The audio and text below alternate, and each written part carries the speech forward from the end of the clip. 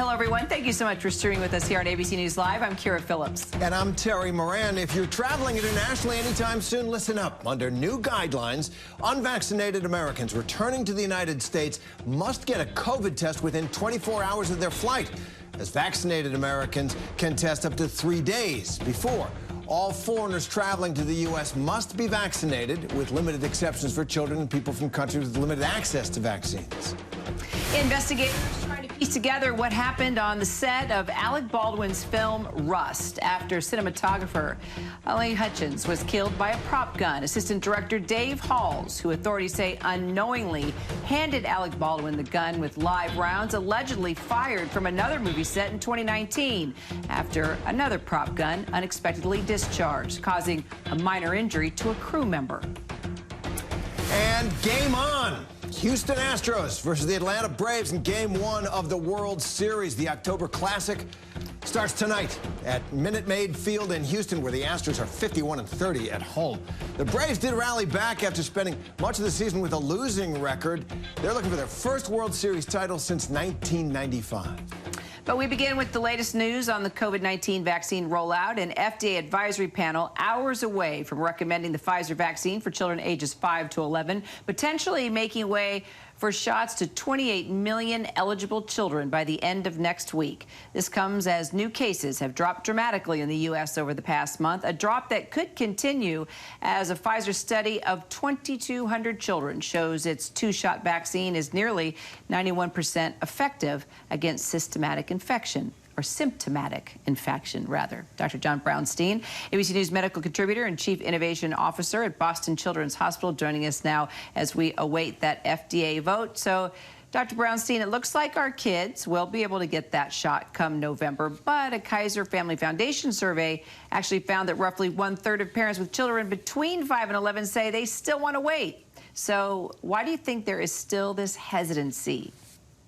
Yeah, I'm watching this FDA committee discussion, and obviously it looks like they're heading towards this place of authorizing this vaccine in our younger kids. But, the risk calculation in kids is different. We know that vaccine confidence goes down as you go into younger age groups. There's this concern that parents just don't see the impact of COVID in kids, despite the fact that we know that COVID is actually a top 10 leading cause of death in kids. There's also this view that these vaccines are too new and not enough testing. And again, remember, these are the most studied vaccines ever produced. Half the planet has gotten these vaccines. And, we've already had 50 million kids in this country getting this shot without any severe impact. And so, you have this concern about lack of trust in the government and listening to rumors on Facebook. So there's a lot of sort of competing issues that are creating this hesitancy. But like we have to do, like we've done the entire pandemic, we just have to keep following the science. Listen to your pediatrician, not to those rumors on social media. And for me, I have a 10-year-old. I'm planning to get them vaccinated as soon as they're available for my daughter.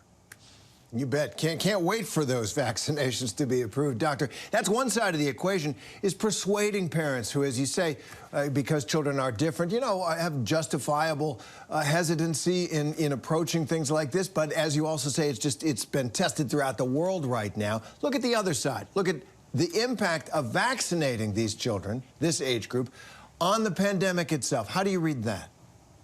We're in the winter months. We have concerns about new variants, and now we have 28 million kids that could be eligible for the vaccine.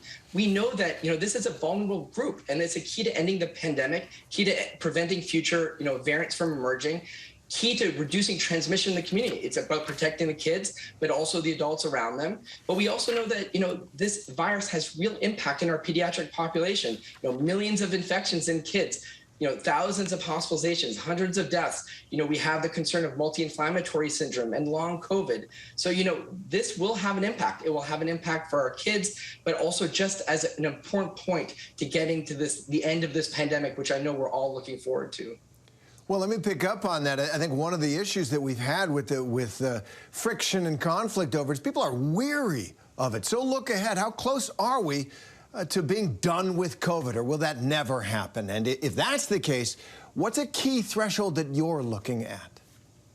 Terry, this is a tough one because, we've been speaking about this for months. This virus is here to stay. It's endemic. It's not going anywhere. And so we do have to sort of come to a reality that, this virus is going to be circulating, but we're going to live with it in a different way. And I think everyone wants sort of an off-ramp for masking and social distancing. And, there are metrics that we can use in terms of, 5 cases per 100,000 or percent infectivity. But the most important thing is to look at hospitalizations and deaths. And if we reduce transmission, we can effectively get, the impact on our health systems down. And that's important. In other countries, what we've seen with effective vaccine rollout, a decoupling, cases might go up, but there's no increase in hospitalizations and deaths. That's what we want to see here. We're getting there, but we're not quite. But I think, COVID will be endemic. We may have to have boosters in the future, but I do think, in the coming months, we have a world without masking, without social distancing, and, really approaching that normal life that we've been all longing for. Oh, that's light at the end of the tunnel. Dr. John Brownstein, thanks very much for your time and your insights, as always. Well, thank you. So votes are not expected on the approval of this vaccine for this age group until later this evening, but ABC News will have more on this on ABC News Prime with Lindsay Davis tonight at 7 p.m. Eastern. Now to politics. Speaker of the House Nancy Pelosi says that giant social spending bill President Biden and the Democrats are trying to get through Congress is now 90% written. But Pelosi also warned that there's not that much more time left to reach a deal if that bill is to come to a vote by the end of the week, their original deadline. And there's that other bipartisan infrastructure deal, more than $1 trillion for roads and bridges, high-speed internet and the like, and that bill's ready to go. But Pelosi has said she will not bring that measure to a vote until that bigger social spending bill is ready. And while Congress negotiates, vital infrastructure continues to break down in rural Mississippi, for instance. Bridges and roads to facilitate businesses and recreation, they're in dire need of help. Our congressional correspondent Rachel Scott spoke to farmers there about the need for repairs. Take a listen. How long do you think it will take for that bridge to be repaired? 5 or 6 years. 5 or 6 years. You don't have a lot of confidence. No, but 5 or 6 years. Why? It's only been closed 2 months. Why do you think it'll take that long? You ever seen the government do anything fast? Right. And you have the parts to fix it literally sitting feet away. That's right. Yeah, the parts have been here for 6 months. They've been here all summer. We're used to waiting, so, we're accustomed to it. You just have gotten used to waiting. Mm-hmm. Well, honestly, when you live in a rural area that you're not going to have, you may not have everything in a rural area that you have in a more populated area. What is your message to lawmakers about funding bridges like these to be repaired? We just need a steady stream of funding, a consistent yearly part of the budget to maintain them. Well, there is money out there. Thanks to Rachel Scott for that. And let's bring in ABC News political director Rick Klein for more. So, Rick, President Biden's infrastructure plan started out as a $6 trillion proposal. That includes that social spending, which they like to call human infrastructure. It's properly social spending. And now we're down to about $1 trillion for traditional infrastructure and less than $2 trillion for that social spending. But as the price tag shrinks, is the urgency growing? What do you think? Yeah, Terry, here's the problem that Democrats see is that this bill has been defined oftentimes in recent days by what it doesn't do, by what's being lost, by the proposals that are being thrown overboard as they try to whittle down that number. And the urgencies now around other issues that have come into view, inflation, rising gas prices, supply chain disruptions, employment gaps, all of these are things that Democrats say, well, this is part of the solution. These bills would address that. Those are not part of the original intent of addressing any specific needs in the legislation. Add on top of that the fact that we're a week away from the gubernatorial races in New Jersey and Virginia, with President Biden about to head overseas. You've got all of these overlapping deadlines, and yes, more urgency than ever for Democrats to get something done. You mentioned the president's getting ready to go overseas, headed to Glasgow, Scotland for the big climate summit. So he wants to wrap this up by the end of the week. What's left to iron out?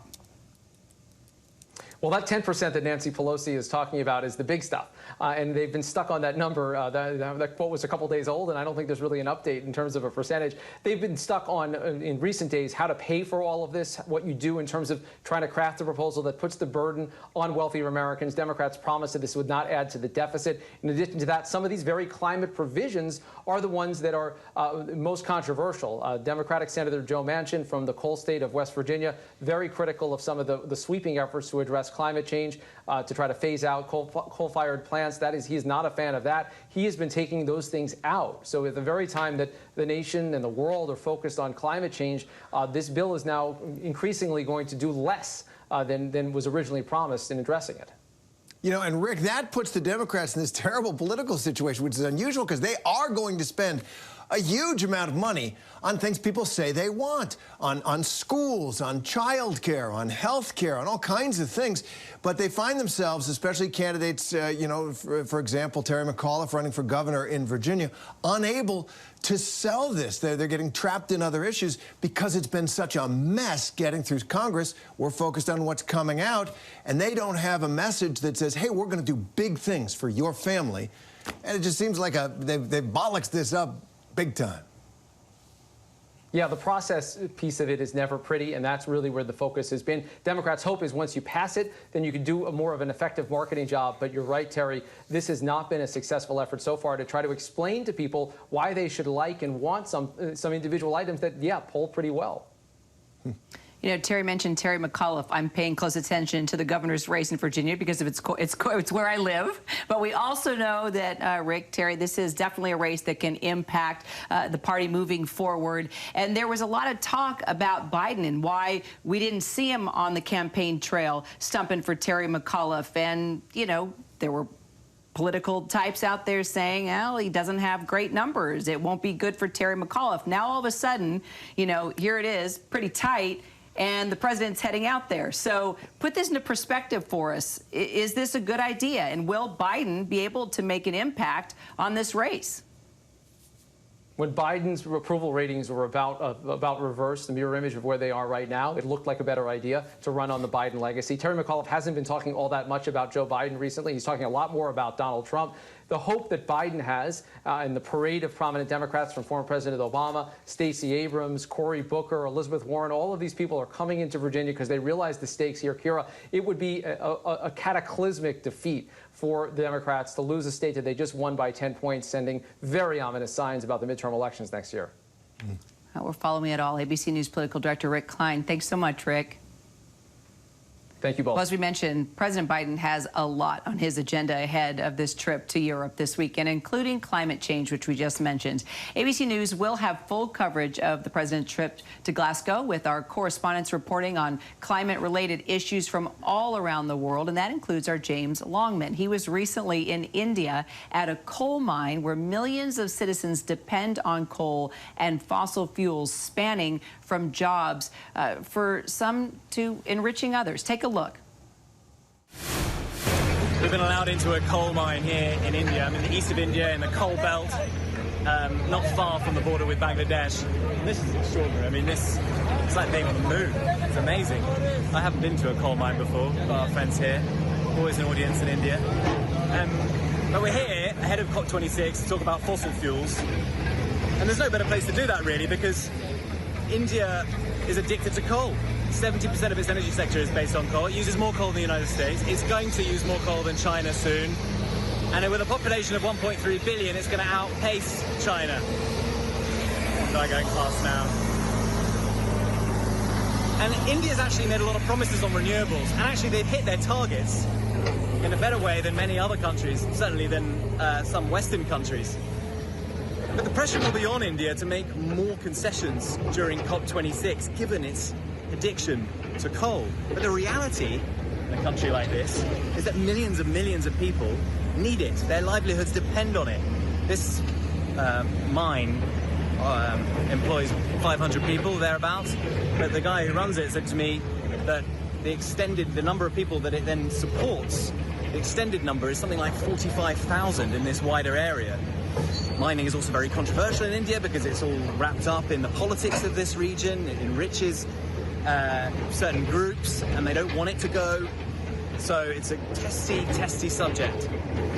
But I kind of feel like what happens here really does define the world's addiction to fossil fuels. What a remarkable report there from James. James just puts things in perspective. Here I am. And he shows it to you, and it is a remarkable coalscape out there, and that is really one of the big things that is confronting the world. James is going to bring us more from India, along with the rest of our roving reporters from around the globe, for full team coverage of the UN Climate Summit in Glasgow, Scotland, beginning on Sunday. And that team includes White House correspondent Mary Alice Parks, who will be traveling to Glasgow with the president. Mary Alice joins us now. So as you're looking at this trip, Mary Alice, what do you think is at stake for President Biden going into this summit? Well, Terry, the question is also what's at stake for all of us and the planet. And what we know, according to the UN, is that the world is nowhere near hitting the target set forth in the Paris Climate Accord, not by a mile. The UN says that in order to meet those goals, but not just the United States, but the entire world would have to reduce emissions, greenhouse gas emissions, by about 30 to 50% by the end of this decade. So President Biden has said that that's his goal. He agrees with that. He wants to make that happen. But can he put pressure on other countries to step up their game, to start meeting those goals that they set previously, to start doing the hard work now? It's going to be hard for him to sit around the table when the countries know that he has these lofty goals that he has stated, but he's having a hard time passing legislation back at home. The question is, will they trust him? Will they think that he's all words and no action? Well, you mentioned lofty goals. What are you going to be focused on? Because he's going to have to hit a lot of topics. And could some decisions be made that actually make an impact as we go forward?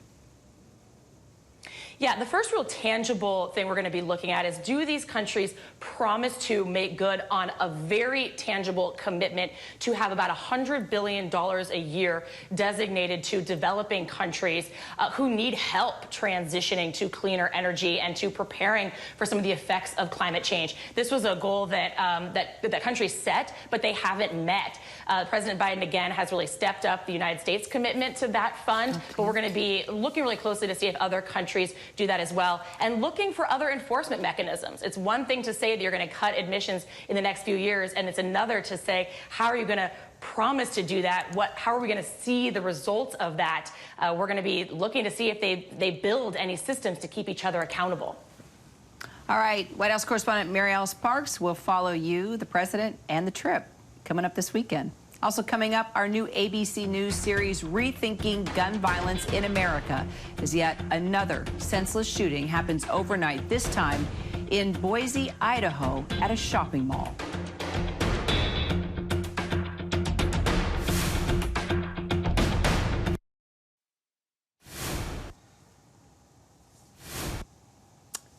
Welcome back now to that deadly shooting at an Idaho mall. 2 people were killed and at least 4 others injured after a gunman opened fire. Officials say the shooter is in custody and in critical condition.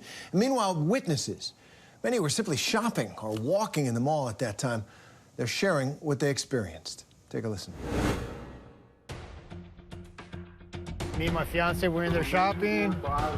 We went to the pretzel stand to get some pretzels, and all of a sudden we heard gunshots. As we went by JCPenney's, people started coming around a corner, and I asked somebody, why are you running? And he said somebody heard a gunshot. The next person I saw coming through was a lady with a stroller, and she said that there was an active shooter in the mall. We had just came out of JCPenney. We were kind of by the pretzel shop, just wandering around, and then we just heard pop, pop, pop, pop, pop. It did take a second. We kind of looked at each other like, you know, did we just hear that? Yeah, so out of place. Yeah, and then, I mean, we just turned around and started running. I had him in the stroller, and we kind of just turned around and started running, and then we were just yelling at everybody we could that there was a shooter, and made our way back into JCPenney's and just ran out the back door to the parking lot. It could have been us, and we definitely feel for those people and their families. I didn't see the gun. I didn't see the person holding the gun, but I could feel that like everybody else was pretty panicky, people like running out. And then I saw other people that I saw earlier like freaking out like outside, and I was like, oh, this is a real, this happened. This is a real event. A mundane Monday afternoon turned life-threatening. It echoes countless other recent shootings in America. Just a month ago in Tennessee, a gunman opened fire at a Kroger grocery store, killing one and wounding more than a dozen people. Earlier this year, at a King Soopers supermarket in Colorado, 10 people were senselessly killed. With that, we turn to a new ABC News series. We're calling it Rethinking Gun Violence. Let's get some fresh ideas here, where we're going to examine the level of gun violence in the United States, which shocks people around the world. I lived overseas for 5 years. They just can't believe what they see that happens in America all the time. We're going to try and figure out what can be done about it. And so joining us today to discuss this, a senior science reporter at 538, Maggie Kurth, and Debbie Mucarsel-Powell. She's a senior advisor at the advocacy group Giffords.org. She's also a former congresswoman from the state of Florida. So thank you both for being with us. We are trying to jumpstart this conversation once again. So Maggie, let me begin with you. Dive into some of the research around mass shootings. What can you tell us about how mass shootings fit into the broader picture of the gun violence in this country? Well, so when we have looked at gun violence in the United States at 538, we have kind of chosen not to focus on mass shootings as much because mass shootings don't make up the majority of the gun violence that happens in this country. 2/3 of all gun deaths in the United States are suicides, was one of the findings that we came up with when we did our series on gun violence in America about 5 years ago. And that's something that's held true across the years. And I think this is really important to know, because if you're paying attention to like where the bulk of gun deaths are coming from, that's going to change what your solutions are. It's going to change what policies you end up proposing, and it's going to change who you're trying to reach out to. And Debbie, I know that this fight for you is personal. Tell us what drew you into this type of work. Yes, you know, I lost my father to gun violence when I was 24 years old, and it's something that really has marked my life. I missed him when I got married, never got to meet my grandkids, and it's a story that now I share with millions of Americans. And we have seen time and time again that our government has done nothing. It's one of the reasons why I decided to run back in 2018. I got elected, and we were able to pass the first piece of legislation, the Universal Background Check Bill, for the first time in over 20 years. But unfortunately, it got stalled in the Senate. The House of Representatives has done the same thing once again this year, and it's stuck in the Senate. And if we want to build trust in our government, we need to see that our government works for the people. This is an issue that really brings Republicans, Democrats, Independents together. Most Americans, over 90%, agree that something has to be done. We cannot continue to normalize what is happening in our country. Every day there's a shooting, and like Maggie was saying, it's not just mass shootings. We are losing people to suicide. We are losing kids to drive-by shootings through community violence. There's a lot that we can do, but it has to start with our government and passing these laws that will reduce these type of mass shootings that we're seeing everywhere in our nation. And Maggie, as Debbie points out, you know, we all get this. Americans get it. Whatever their position is on the Second Amendment and gun rights, people know this is a shame and a disgrace in our country and a tragedy for individual families.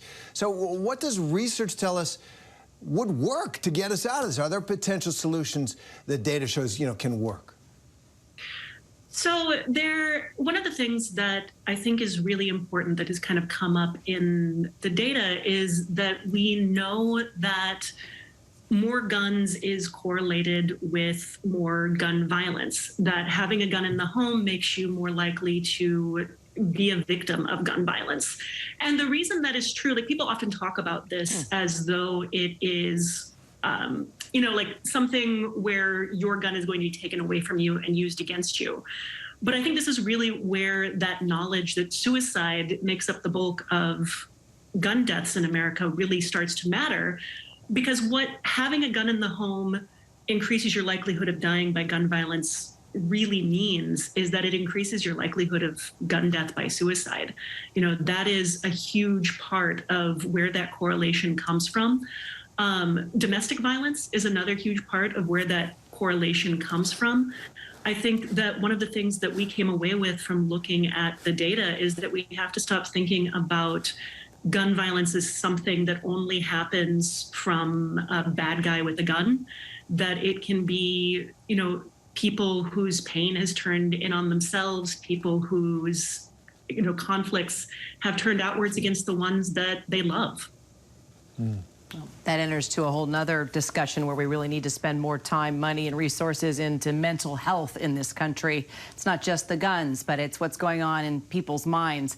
And Debbie, you talk about the reason why you got involved is it's personal for you, and that's why you decided to run for Congress. When these shootings happen, we always enter that same debate, right? The gun debate.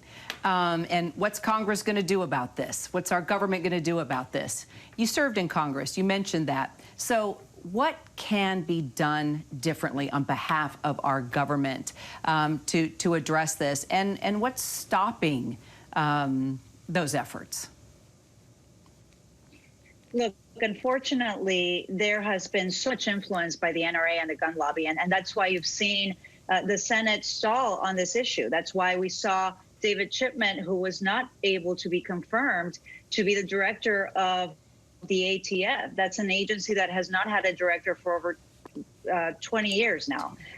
So one of the things that we need to do is make sure that we take money out of politics. The gun lobby has too much influence with our senators and our elected officials.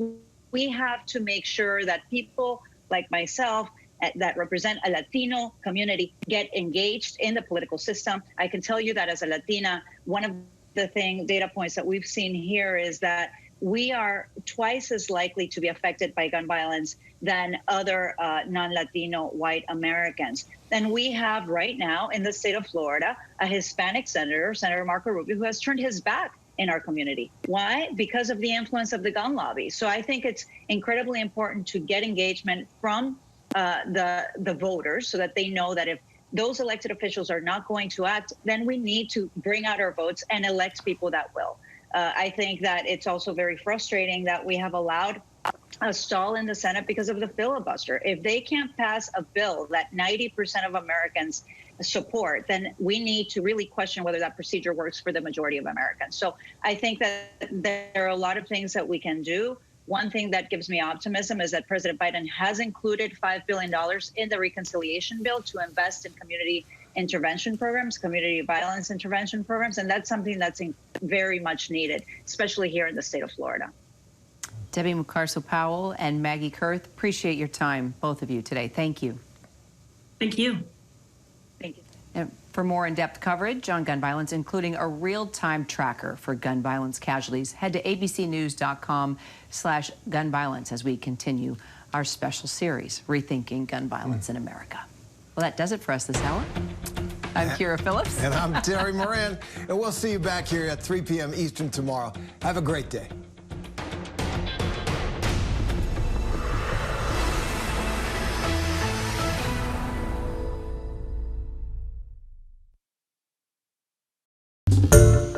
Hi everyone, George Stephanopoulos here. Thanks for checking out the ABC News YouTube channel. If you'd like to get more videos, show highlights, and watch live event coverage, click on the right over here to subscribe to our channel, and don't forget to download the ABC News app for breaking news alerts. Thanks for watching.